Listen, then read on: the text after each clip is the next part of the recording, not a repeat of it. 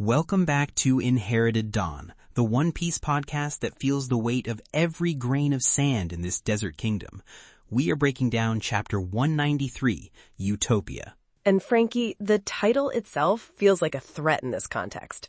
A cruel joke, really. Oh, 100%, because Crocodile just laid his entire plan on the table, and it is so much bigger than just Alabasta. We're talking ancient weapons. Pluton, a name we've just heard for the first time, and it already feels like it's going to change everything we know about the world.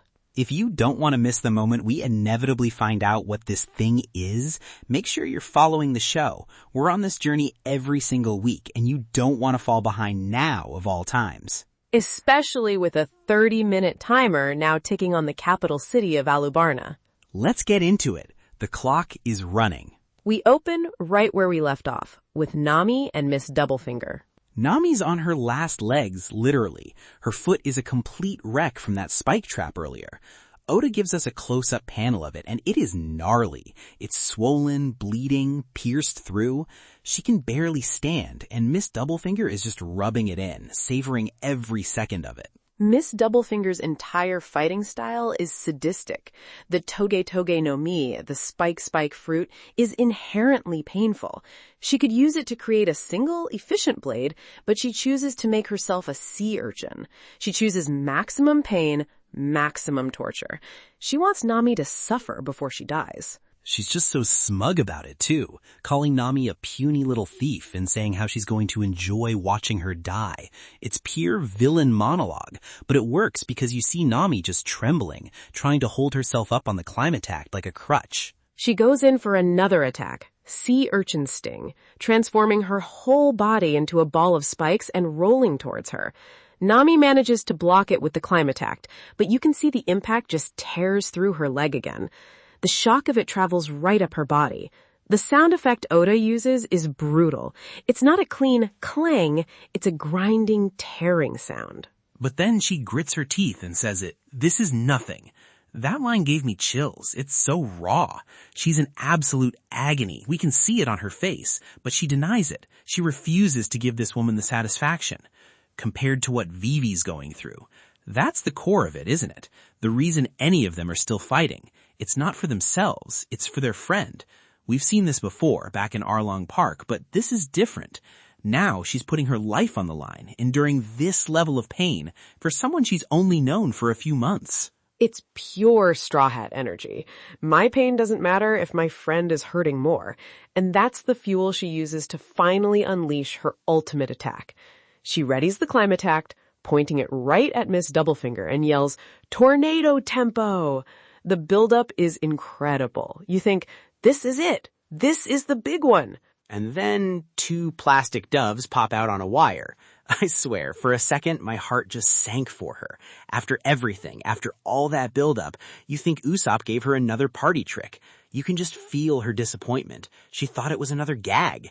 The panel of her face with the little sweat drop and the complete "are you kidding me" expression is peak One Piece comedy in the middle of a life or death battle. Miss Doublefinger thinks the same thing. She just stops and mocks her. A magic trick?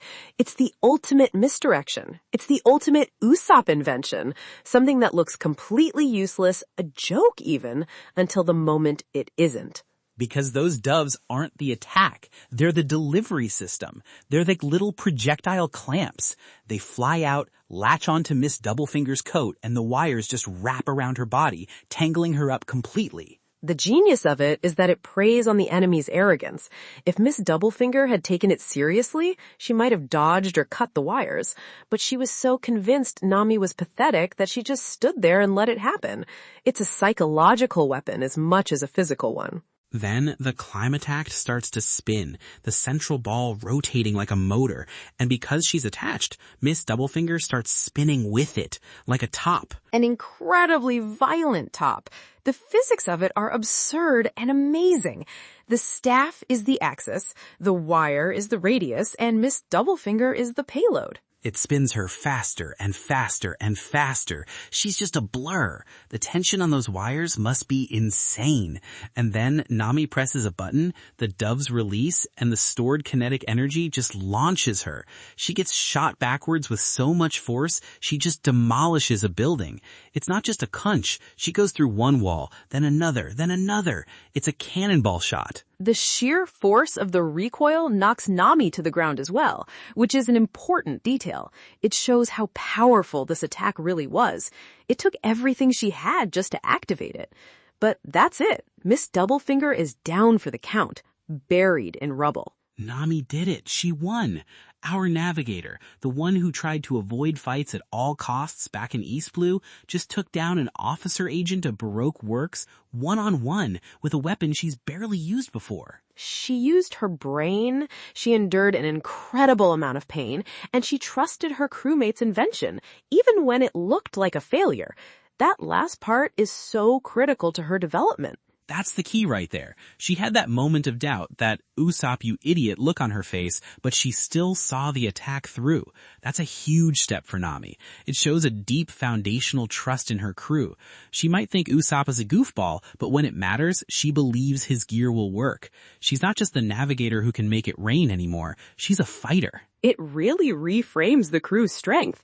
We've been operating under this assumption that there's the monster trio and then everyone else, but Oda is systematically dismantling that idea in this arc. Chopper won his fight through intellect and the science of the rumble ball. Usopp and Chopper won their fight together through tactics and psychological warfare. Now Nami has won hers with endurance, strategy, and a weapon built on scientific principles. See, that's what I love. They aren't just waiting for Luffy and Zoro and Sanji to clean everything up. Every single one of them is pulling their weight in the biggest fight of their lives. That's a true pirate crew. They all stand up for each other. The so-called Weakling trio is 3 for 3 against Baroque Works officers. That's not weakness, man. That's a different kind of super strength. It's a perfect transition, too. We go from Nami's victory, born from her love for Vivi, to the royal palace, where Vivi is facing the source of all that pain. And what a scene. We cut from Nami's hard-won, almost cartoonish victory to the absolute dreadfest in the palace with Crocodile, Cobra, and Vivi. The tonal whiplash is intense. Crocodile is monologuing, and every word he says is colder than the last. He's not even looking at Vivi or Cobra for half of it. He's staring out the window at the chaos he's created, like an artist admiring his work. He starts talking about the true goal of his plan, Operation Utopia. He calls it a fairy tale, and then he drops the name, Pluton. A weapon powerful enough to destroy an entire island without leaving a trace. He's very specific about that detail. Not just level it like with the full force of the world government's military might. He means erase it, like it was never there. That's a scale of power we have not even considered possible in this world. Think about it. We've seen devil fruits that can cause earthquakes, but this is on a whole other level. This is a planetary threat. And he says its location is written somewhere in the kingdom of Alabasta. That's the real prize. Operation Utopia was never about taking the country. Taking the country was just step one. It was about acquiring a weapon of mass destruction. He wants to build his own military nation. He says it outright, a power that could even surpass the world government. He doesn't just want to be a king. He wants to be a global superpower. That's Yonko-level ambition. He's not thinking small. This whole time, we thought he was just another greedy pirate trying to take over a kingdom. He's playing an entirely different game. The warlord title, the Baroque Works organization, the Civil War, it was all just a complex cover story for a treasure hunt, the most dangerous treasure hunt in history. King Cobra is stunned. He asks Crocodile how he even knows the name Pluton, which suggests the name itself is hidden knowledge, something the royal family of Alabasta has protected for centuries. This implies a secret history, a duty passed down through the Nefertari line. Vivi can't even process it. The idea that her peaceful country, a place she loves so much, is hiding something so horrifying. You can see her world just shattering. Everything she thought she knew about her home, her family's legacy, is being twisted into something monstrous. And then, because he's a monster, because he needs to break them completely, Crocodile drops the other shoe. He knows the Royal Army and the Rebel Army are about to clash in the city square, the climax of the Civil War that he engineered. And he's planted a bomb, a massive one, a 5-kilometer blast radius. Let's put that into perspective. 5 kilometers is over 3 miles. That is not a building or a city block. That is the entire capital city of Alabasta. Everyone. It's set to go off in 30 minutes, just as the two armies meet. He's going to wipe them all out in a single blast. The rebels, the Royal Guard, the citizens caught in the middle. Everyone who fought to get them to this point, he's going to render all their sacrifices meaningless in one fiery explosion. He even looks at Vivi with that sadistic smile and says her wish will come true. The fighting will stop because everyone will be dead. That is one of the coldest, most evil lines in this entire story so far. It's just pure, calculated cruelty. It's psychological torture. He's taking her desperate, heartfelt wish to end the violence and twisting it into the punchline of a genocidal joke. Vivi just loses it, screaming at him, "What did my people ever do to you?" And he doesn't answer. He doesn't care. It's not personal for him. They're just pawns, obstacles on a game board. He turns to the king and asks the real question. Where is the poneglyph? Poneglyph? There it is, of course. It always comes back to these mysterious, unreadable stones scattered across the world. And now we have the connection. The poneglyph in Alabasta doesn't hold the history of the Void Century, or if it does, it also holds something else, the location of the ancient weapon, Pluton. This is a monumental revelation. Poneglyphs aren't just history books. They can be blueprints. They can be maps to doomsday devices. That's why he needs it. He can't find the weapon without reading that stone. And who's the only person in the world we know who can read them? Nico Robin, Miss All Sunday, his second in command. It all clicks into place. This is why he needed her specifically. Her unique, world-forbidden knowledge is the key to his entire plan. Her lifelong quest for the true history is being used as a tool to uncover a weapon of mass destruction. The irony is sickening. In King Cobra, he just breaks.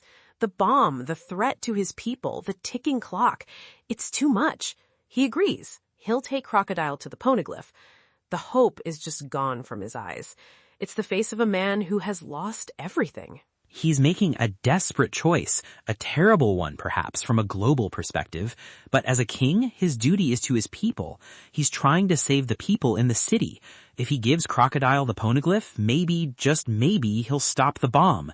But we all know he won't. Crocodile isn't a man who makes deals, and Chaka knows it too. He's been standing there, wounded but resolute this whole time. He's the jackal guardian of Alabasta, and you see the fury in his eyes. He says he can no longer hold back. He's the jackal guardian of Alabasta. He's about to do something desperate. He's about to throw his life away to buy even a few seconds. So the stakes are just impossible now. A 30-minute timer on a city-destroying bomb, an ancient weapon hidden somewhere in the kingdom, a poneglyph that leads to it, and a king who has just surrendered his country's greatest secret to save its people. And then we cut from that impossible situation to another one, Zoro versus Mr. One. We find them fighting in the northern part of the city, and man, the contrast is stark. We go from this high-stakes emotional drama and ticking clock to just pure, brutal fight. Zoro's already got his third sword in his mouth, so you know it's serious. He's not messing around. He unleashes a Santoryu attack, Ushibari, which is a powerful multi-hit lunge. We've seen this move tear through enemies before. He rushes in, a whirlwind of blades. And it does absolutely nothing. Less than nothing. Mr. One uses a technique called spider to harden his body, and Zoro's swords just scrape off him. Oda draws it with these screeching sound effects and sparks flying everywhere. It's like trying to cut a diamond with a butter knife, not a scratch. Zoro figures it out instantly. His body is as hard as steel. This isn't just an armor technique. So the Supa Supa no Mi, the dice fruit, doesn't just let him create blades from his body, it lets him turn his entire body into steel. He's a walking, talking set of swords. His skin, his bones, everything is metal. This is a nightmare opponent for any swordsman. It is the ultimate challenge for a swordsman. It's the exact problem he faced against Mihawk at the Barati. He couldn't cut the world's strongest sword. Now he has to cut a man who is a sword. A man whose entire body has the same properties as the thing he's trying to master. But Zoro's reaction is what makes this so incredible. He's not frustrated, he's not scared, he doesn't despair, he almost looks excited. There's this little half smile on his face. This is not the reaction of a normal person. He takes off his coat, ready to get serious, and he tells Mr. One that he's unlucky. Think about the mindset required to look at an opponent you literally cannot damage and tell him he's the unlucky one. Because I've been waiting for a chance to ascend to the next level. That line? Bro, that's not the talk of a man who thinks he's going to lose. That's a man who sees the wall in front of him and decides to run through it. He's been training, pushing himself since his defeat to Mihawk, waiting for a test like this. He didn't know what it would be, but now it's here and he's welcoming it. He's reframing the entire fight. This isn't an obstacle to his goal. This is the goal. Overcoming this specific challenge is the next step on his path to becoming the world's strongest swordsman. This isn't an assassination mission. It's a spiritual trial. He ends the chapter by staring Mr. One down and declaring that when this is over, he will be a man who can cut through steel. He's making a promise to himself, right here and now. It's the same energy as when he held his sword up to Luffy and promised he would never lose again. This is another one of those defining vows. This feels like it connects back to what his master taught him as a child, that whole concept of the strongest sword being one that can protect what it wants to protect and cut what it wants to cut. The idea that there are swordsmen who can cut nothing and that a true master can hear the breath of all things. It's all coming together. This isn't just a fight for Alabasta anymore. For Zoro, this is the fight that will define the next stage of his entire journey. He has to evolve, right here, right now. He has to learn what his master was talking about, not with his head, but with his instincts, with his very soul.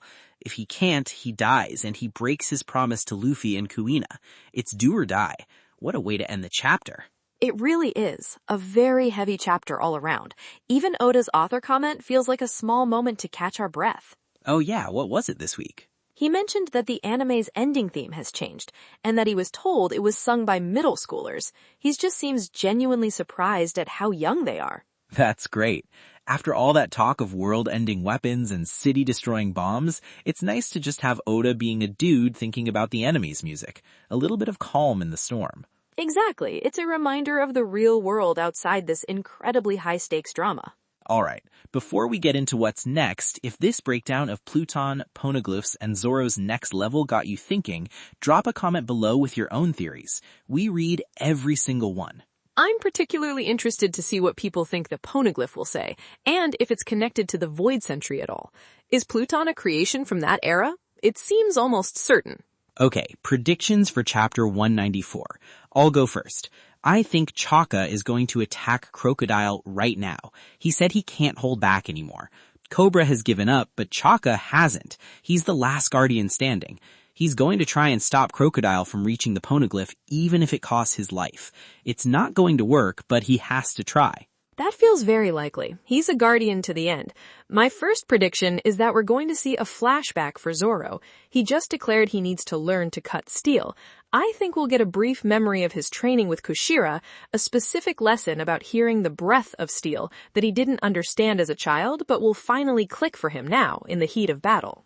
Ooh, I like that. A classic Oda power-up flashback. I'm here for it.